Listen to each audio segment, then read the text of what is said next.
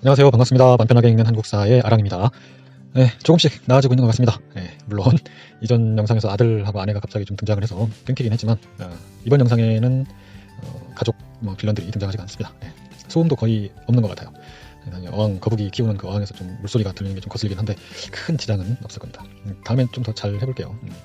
이제 선사 고조선 연맹 왕국 가야 발해를 거쳐서 오늘은 드디어 이제 삼국시대를 들어갑니다. 이번 영상은 고구려와 백제를 볼 겁니다. 저번 주 이제 엊그저께 이제 한능검 51회 시험이 끝났는데 진짜 물시험으로 역대급으로 쉽게 나왔어요. 그래서 쉽게 나와졌기 때문에 이 한능검 정리 글을 좀 제대로 보신 분들은 괜찮은 점수를 얻으셨을 거라고 믿습니다. 예, 기분이 그래서 좋아요. 예, 좋습니다. 근데 또 한편으로는 또 걱정이 되기도 합니다. 사실 저는 한국사를 취미로 공부한 지가 이제 2년이 조금 남았는데 정말 한국사를 제가 좋아하게 됐거든요. 그래서 과감하게 말씀드릴 수 있는 게 저는 이제 우리 역사를 제가 사랑한다고 제가 말할 수가 있어요. 저는. 그런데 이렇게 단기간에 역사를 시험에만 맞춰서 정리하는 것, 단편적 지식으로 채우는 게 과연 옳은 일인가? 이런 생각도 해봅니다. 그냥 한능검 자격증 따고 나면은 한국사를 다시는 쳐다보지 않을 사람들이 있지 않을까? 그런 쓸데없는 걱정을 하기도 하고요. 그래요, 웃기죠? 역사 전공자도 아니고 또 역사랑 아무 관련도 없는 사람인데 이런 걱정을 한다는 게 저도 웃깁니다. 근데 역사 공부를 이렇게 쭉 하다 보니까 역사를 좋아하게 되더라고요. 그렇지만 또 걱정이 또 안 되는 게 저는 그 성취의 효과를 믿거든요. 성취 그런 거 있잖아요. 승자 효과. 뭔가 하나 이뤄내면은 그 일에 대한 자신감이 생겨서 더 잘하게 되는 거 그런 거 있잖아요. 그래서 우리 사회 그 초년생들 적금 넣을 때 짧은 걸로 넣으라고 하잖아요. 6개월짜리 1년짜리 넣어가지고 적금 힘들게 이제 꾸준히 한번 넣어보고 나중에 그런 받는 기쁨을 알게 되면은 그런 사람이 또 저축도 잘 하게 되고 이제 그러는 거거든요. 그래서 저는 한국사도 좀 비슷하다고 봐요. 일단 한능검 자격증을 땄시다. 따야 됩니다. 따야 되잖아요. 일단 한능검 자격증을 따자 이거예요. 가끔 이제 이런 분들도 계십니다. 한능검 공부하다 보니까 자기 완전히 매국노였는데 한국사에 관심이 생겼다. 또 교양 과목으로 한국사를 한번 들어보겠다. 나중에 취업하면은 역사 공부를 취미로 한번 해보고 싶다. 이런 분들이 계십니다. 한능검 자격증 취득이 지금은 이제 시험을 위해서 또는 이제 취업을 위해서 어쩔 수 없이 하는 거지만 이런 과정이 중요하다고 생각해요. 이런 시험을 준비하는 과정들이 중요하다고 생각합니다. 그래서 한능검 자격증을 갖고 있는 것 자체가 나는 매국노 노베이스는 아니다라는 걸 증명하는 거잖아요. 스스로 이제 한국사 부심이 생기는 거예요. 그래서 그런 자부심이 또 우리 역사에 대한 관심으로 거듭나기를 바라는 그런 제 마음을 알아주길 바라면서 고구려 백제를 시작하도록 하겠습니다. 한능검 뭐로 푼다? 키워드 푼다. 바로 시작할게요. 합시다. 자, 이제 고구려 백제 신라가 나왔습니다. 지금부터 이제 본격적으로 삼국시대 한능검을 시작하는 겁니다. 지금까지 쉬웠잖아요. 자, 고구려부터 바로 시작을 해볼게요. 일단 고구려 문제는 광개토대왕과 장수왕 문제가 70% 이상 출제된다. 제가 통계를 내본 건 아니지만 그냥 체감상 그 정도 출제되는 것 같아요. 자주 나옵니다. 고구려 문제는. 왜? 전성기니까. 전성기니까 자주 나오는 거예요. 이렇게 생각하시면 좀 될 것 같아요. 고구려는 영토 확장을 잘한 왕이 자주 나오고 백제는 문화와 찬란했던 그 백제 문화와 관련된 왕이 잘 나옵니다. 그래서 무령왕과 성왕이 잘 나오죠. 웅진문화, 사비문화. 그 다음에 신라는 뭐가 중요하겠어? 삼국통일. 통일이라는 엄청난 업적을 이뤄냈잖아요. 통일과 관련된 왕들이 잘 나오겠죠. 고구려는 영토 확장, 광개토대왕, 장수왕. 백제는 문화, 무령왕, 성왕. 신라는 이제 왕들이 좀 여러 명 있죠. 일단 고구려는 그렇게 시작하면 됩니다. 일단 광개토대왕과 장수왕의 키워드를 확실히 알아내야 된다는 거예요. 광개토대왕의 사료와 키워드부터 한번 살펴보도록 하겠습니다. 자, 보시면 보병과 기병 5만을 보내서 광개토대왕이 신라를 구원한 건 앞서서 이제 가야 이야기하면서 한번 나왔던 거니까 다시 한번 그냥 볼게요. 가야 연맹이 대가야 중심으로 재편되는 배경이 됐고 또 선택지로 신라를 도와 외를 격파했다. 그 누구? 광개토대왕. 그렇게 알면 돼요. 그 다음에 백제왕이 광개토대왕에게 영원한 노객이 되겠다며 맹세한 사료. 그 왕이 누구냐? 백제아신왕이에요. 백제아신왕이 벌벌 기면서 영원한 노객이 되겠다고 했죠. 광개토대왕한테. 그 다음에 영락. 영락은 광개토대왕 때 쓴 연호입니다. 연호. 영락 몇년, 또 영락대왕 이런 게 나오면 냅다 그냥 광개토 문제다. 이렇게 생각하면 됩니다. 그 다음 담덕. 담덕은 광개토대왕의 이름이니까 당연히 광개토인 걸 파악하면 됩니다. 광개토 이름은 담덕이었고 장수왕 이름은 거련이죠. 거련. 다음 이제 우리 영토 확장 잘한 왕으로 지금 보고 있는 거잖아요. 그럼 당연히 잘 나오겠죠. 아래로는 한강 이북까지 영토를 차지했어요. 그다음에 위로는 후연을 격파하며 요동 지역을 확보했다. 이게 누구? 광개토. 다음 마지막으로 이제 볼게 호우명 그릇이에요. 호우명 그릇. 호우명 그릇은 신라와 고구려의 관계를 보여주는 그런 그릇입니다. 이건 경주에서 발견된 건데 그릇 밑에 광개토 지호 태왕이라고 딱하니 광개토대왕이라고 써 있는 그릇이에요. 이 당시 그 신라와 고구려의 관계, 고구려가 신라의 내정 간섭을 했고, 신라는 고구려의 따까리였다, 이런 그런 관계를 보여주는 광개토대왕의 사료입니다. 광개토대왕 끝. 자, 다음 이제 장수왕 봅시다. 장수왕은 광개토대왕 큰 아들이에요. 부전자전 막 싸움 겁나 잘해 막. 장수왕 사료와 선택지로 나오는 키워드를 한번 보도록 하겠습니다. 자, 장수왕 쭉 나오네요. 자, 일단 거련은 장수왕 이름이니까 사료에 거련이 나오면 장수왕이야. 그 다음에 장수왕 중요한 게 뭐죠? 남하정책 펼친 거지. 남하정책 펼치려고 저기 꼭대기 있던 국내성에서 평양으로 수도를 옮겼어. 평양천도 나오면 누구다? 장수왕. 그리고 한강 유역을 장악하고 나서 중원 고구려비를 세웠어요. 중원 고구려비를 또 뭐라고 하죠? 충주 고구려비라고도 합니다. 충주 고구려비. 그다음에 남하정책에 따른 세 가지 결과를 장수왕은 알고 있어야 돼. 첫 번째 뭐야? 낮에 동맹을 맺었죠. 무서운 거야. 장수왕이 막 쳐들어오니까. 그래서 백제 비유왕하고 신라 놀지마리간이 낮에 동맹을 결성합니다. 하지만 이제 결국에 한성을 함락하게 되죠. 한성 함락하게 되면서 계로왕이 전사한 거 두 번째고, 그다음에 세 번째로 한성이 함락됨에 따라서 계로왕 다음 왕인 그 문주왕이 수도를 아래로 옮깁니다. 어디로? 웅진으로 옮깁니다. 웅진으로 천도를 하게 돼요. 그게 장수왕 남하 정책의 세 가지 결과. 이건 꼭 기억해야 됩니다. 그다음에 선택 지문으로 잘 나오는 게 뭐야? 중국 남북조와 교류했다. 누구? 장수왕. 광개토대왕비를 세웠다. 누구? 장수왕. 예. 이런 게 등장을 합니다. 장수왕 끝. 이제 광개토대왕 장수왕 다 했으니까 70%한 거예요. 나머지 30% 어떤 왕들이 나오는지 한번 볼게요. 고국천왕 진대법. 주인공으로는 가끔씩 등장하고 다른 문제 선택지로는 자주 등장해요. 진대법을 실시했다. 누구? 고국천왕. 고구려 초기 2세기 때 왕이에요. 그다음 이것도 정말 자주 나오죠. 낭랑과 대방을 축출했다. 선택지에서 많이 봤을 거예요. 이건 누구? 고구려 미천왕. 고국원왕은 잘 알죠. 백제 근초공왕한테 화살 맞고 죽었죠. 그다음에 소수리망. 소수리망은 주인공으로도 많이 등장합니다. 불교 수용과 율령반포로 자주 나오죠. 중국 그 전진에서 순도라는 스님이 불교를 들여와가지고 불교를 수용했다. 이 정도 알고 있으면 될 것 같아요. 우리는 뭐 자세히 공부하려고 하는 거 아니고 100점 맞으려고 하는 거 아니잖아. 자, 근데 고구려는 뭐 남았냐? 고구려의 멸망. 그 흐름, 그 당시에 그 고구려 멸망 당시 6, 7세기의 그 흐름이 문제다. 이제 뭐 왕이 나오는 게 아니라 그 당시 흐름을 알아야 돼요. 한번 봅시다. 6세기 평운왕 때 바보온달이 등장합니다. 그리고 역양왕 때 수나라 요섭지방 선제공격, 을지문덕 살시대첩, 또 7세기 때 영유왕, 영계소문 등장, 천리장성 축조, 모장왕, 영계소문의 꼭두각 시왕, 안시성 전투. 영계소문이 죽은 뒤에 아들끼리 싸우다가 나당 동맹에 의해서 고구려도 멸망한다. 뭐 이런 흐름을 좀 알아야 돼요. 문제는 어떻게 나오냐면 바보온달 사료가 나오고 그 이후에 일어난 일을 고르는 문제. 살시대첩, 정답 문제 살시대첩 이렇게 나와요. 살수대첩, 살수대첩, 안시성 전투 이렇게 사료 내놓고 그 사이에 있었던 일, 영계소문이 정변을 일으켜 권력을 장악했다. 뭐 이런 게 답으로 나오는 거예요.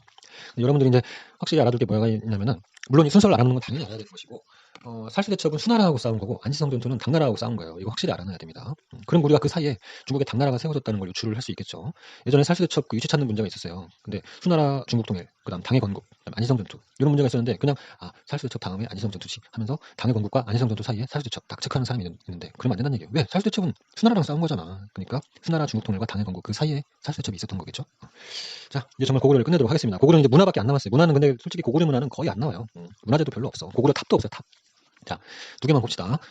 불상, 금동연가, 칠련명, 열의 입상. 이거 되게 화려하죠. 뒤에 광배가 막 반짝반짝. 광배가 뭐냐면 그 부처님 그 뒤에 막 반짝반짝 빛나는 그거를 형상화한 거예요. 이렇게 부처처럼 딱 이렇게 동그랗게 펼쳐져 있는 거잖아요. 광배가 엄청 커. 이것도 뭐 밑동네에서 이제 발견된 건데 뒤에 이제 고구려 거라고 딱 써 있어서 고구려 불상으로 알고 있습니다. 금동연가, 칠련명, 열의 입상. 다음 벽화, 강서대묘에 있는 벽화 사신도. 이거 보면 돼요. 백호, 주작 뭐 이런 거 사신도 그림 많이 봤잖아요.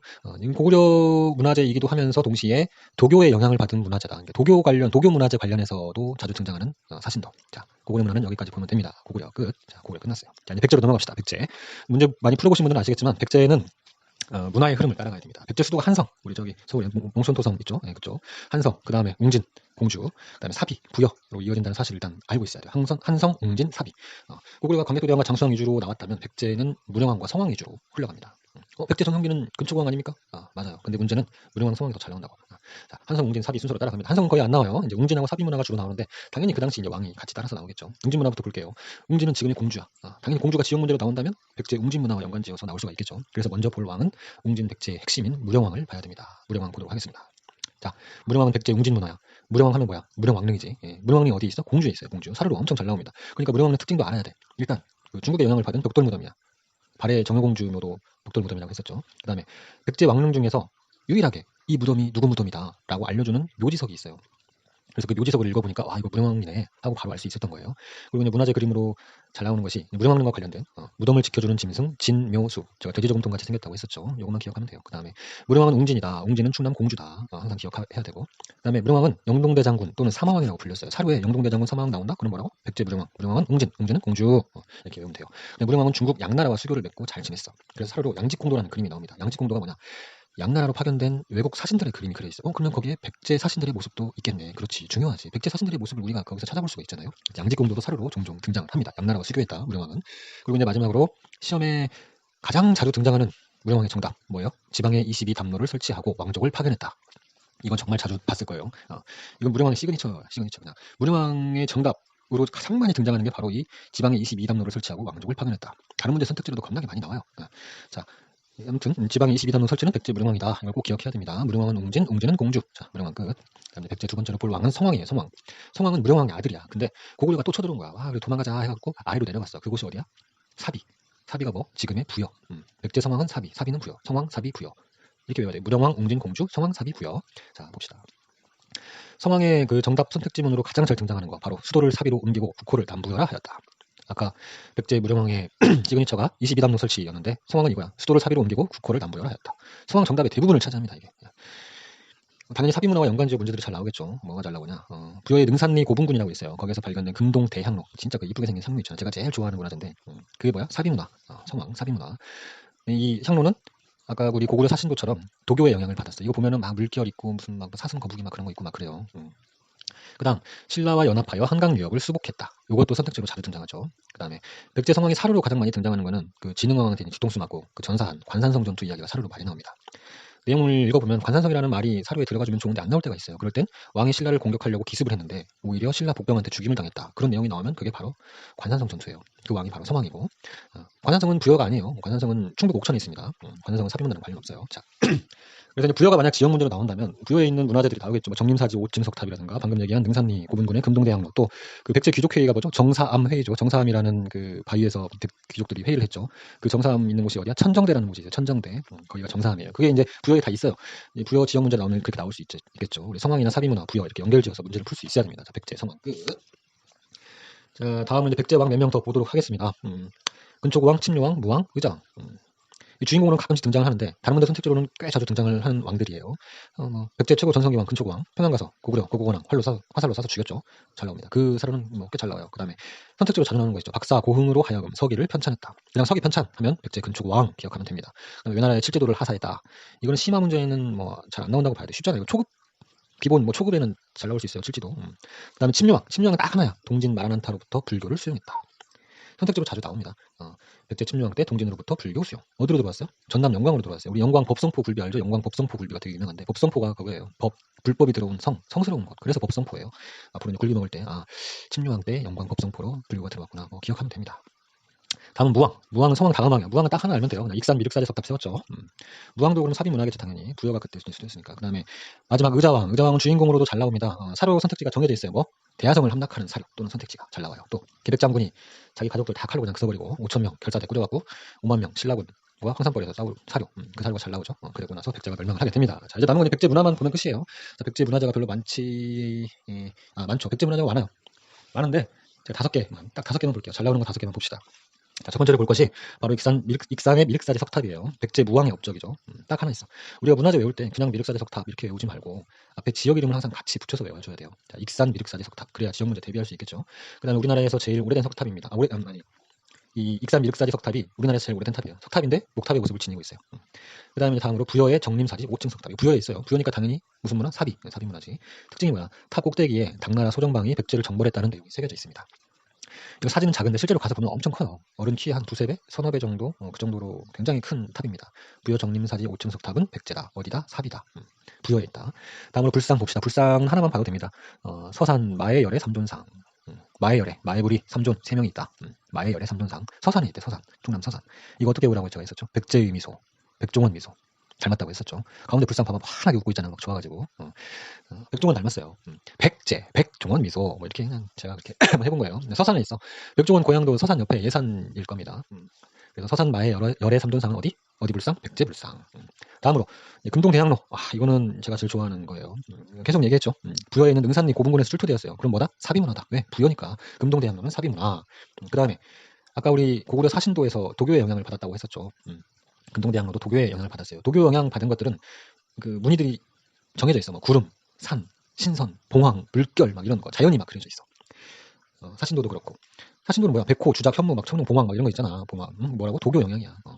그리고 마지막으로 이제 백제 문화재 중에 하나, 도교 영향 받은 거 마지막 딱 하나 있어요. 뭐 이름에서부터 벌써 막 도교의 향기가 느껴져. 뭐 백제의 산수, 무늬, 벽돌, 구름, 물결 막 이런 거 있다고.